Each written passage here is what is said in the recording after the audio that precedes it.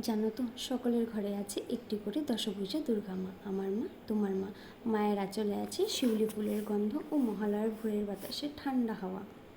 জানো তো, আমার মাকে আমি দেখেছি দশভুজা রূপে। আশার আলো ছিল আমার মা, মন খারাপের দিনে সাথী ছিল আমার মা।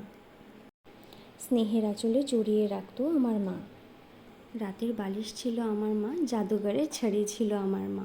মাকে বলা সব ইচ্ছা একবারই পূরণ হয়ে যেত। জানি না কি করে মা এত অসাধারণ ছিল। মা ছিল দশভুজা। অমাবস্যার অন্ধকার কাটিয়ে মা আসছে, অপেক্ষার মাত্র আর কটা দিন। কাশফুলের বাতাস বলছে মা আসছে অসুর বধ করে। কিন্তু সমাজে রয়ে যাওয়া হাজারো অসুরকে বধ করতে হবে, দমন করতে হবে, জাগতে হবে। নারী যদি হয় লক্ষ্মী, হতে হবে তাকে দুর্গা বা কালী, জাগতে হবে। নারী সাধারণ নয়, নারী যদি স্নেহের আঁচল ছেড়ে অসুররূপী সন্তানকে দমন করে, সমাজ পাল্টাবে তখনই।